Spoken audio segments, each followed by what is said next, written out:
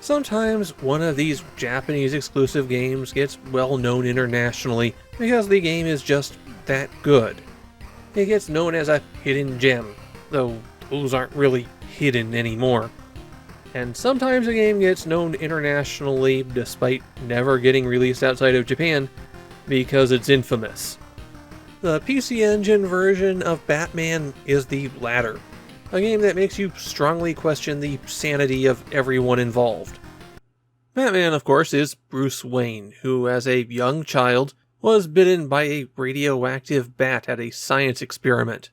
He used those powers to become a millionaire playboy until his parents were gunned down by a burglar he could have stopped. And so Bruce Wayne learned that with great cowardice, there must also come great superstition. In 1989, this was turned into a movie by Tim Burton, and at that time it was one of the highest grossing films ever. And of course, a big action movie at that time meant video game tie-ins. Sunsoft made this version for the NES and Famicom, and it was initially released in December of 1989. It's an action platformer that is one of the highlights of the 8-bit era, a beloved gaming classic. And so, 11 months later, Sunsoft released Batman on the PC Engine. And what kind of game would it be? Well, a maze chase game, obviously. The only reason I can come up with for something this baffling is that Sunsoft banged their heads against Nintendo's exclusivity requirements, and when they couldn't get through that, they took a game in development and changed the sprites to be Batman. There's no solid evidence of that, and no one at Sunsoft has come out and said anything about this game's development. But I will note that the PC Engine Batman uses a lot of the same music as the Famicom Batman, and the cutscenes are styled the same way as the Famicom Batman. You know, the kind of thing that you'd do if you were working on a port. I can't even say that the PC Engine game follows the plot of the film, because its 5 areas are all completely out of order. You go to the chemical plant where Jack Nicholson becomes the Joker after you deal with his attack on the museum, and you do that after he's poisoned all the cosmetics in town. So what we really have here are a set of 5 areas generally themed around things that are in the film. On every stage, except the very last one, your goal is to maneuver Batman across the 9 points in the maze that have some kind of action associated with them. Really, you're just collecting dots, but in the game it's represented as collecting the poison cosmetics, collecting the poison-filled balloons, planting bombs, or performing art restoration. Yes, really on that last one. Remember how in the movie the Joker spray-painted all of the art in the museum? Well, in the game, Batman uses his art history degree to clean up the paintings. The mazes are packed with goons, though not necessarily Bob the Goon, and touching any of them will kill Batman instantly. They all move on some kind of pattern, usually always making certain turns, or just walking back and forth endlessly. You can stun them by hitting them with your Batarang. Pressing either button 1 or button 2 will throw that.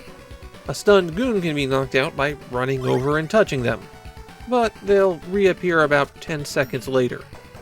Initially, Batman moves very slowly, and the Batarangs have effectively no range. You'll have to collect power-ups to improve that, and these power-ups are permanent. Even after you die, you retain the upgrade.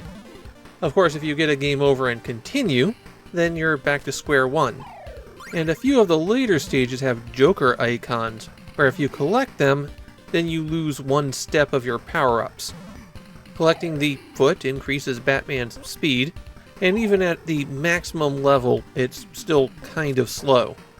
The L increases the range of the Batarang, the bat symbol increases how quickly the Batarang flies, and the 3 tiny bats increases the number of Batarangs you can throw at once. One problem with all these power-ups is that after you throw a Batarang, you're locked in place. No moving until it returns to you. You can't even turn around to throw a Batarang at a threat approaching from that direction. There's also a handful of items that are used instantaneously. The stopwatch increases the stage timer by a minute. The star will make you invincible for a short time, and the bomb kills all enemies on the stage.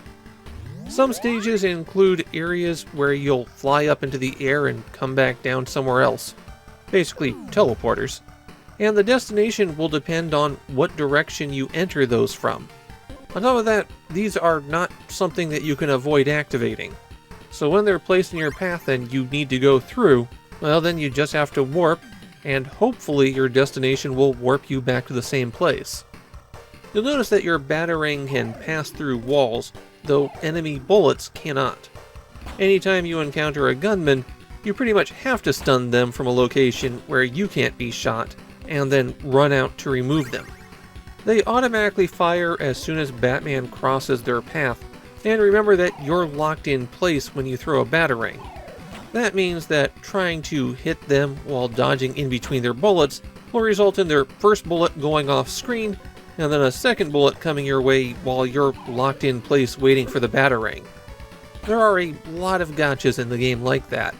The map design for every stage is really poor, especially when you consider that Batman can't turn in place. If you tap in a direction, then you're stepping into that square, and that means that in twisty hallways, you can't attack goons that are coming your way. They'll enter the square and kill Batman before you can throw a batarang. Fortunately, when you're cleaning a painting or planting a bomb, everything freezes while that animation completes. Collecting a dot is always safe.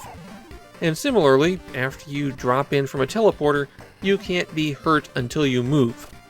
If someone was coming towards the spot where you landed, just stand there and wait it out.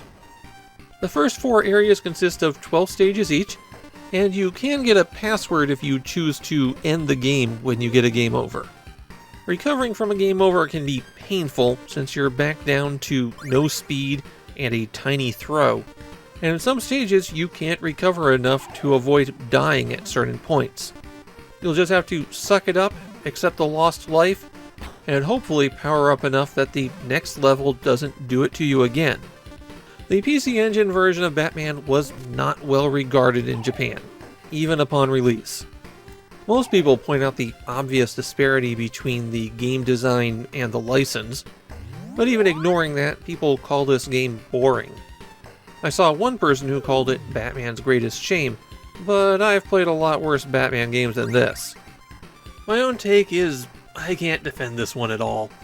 I know that there's some people out there who say the PC Engine version of Batman isn't that bad. But let's think about it this way. Let's ignore the Batman in the room and say that this was a game about a cartoon emu protecting eggs from alligators. Well, in that case, it's still a boring take on the maze chase genre. It feels like the prototype of an idea that has to be fleshed out further.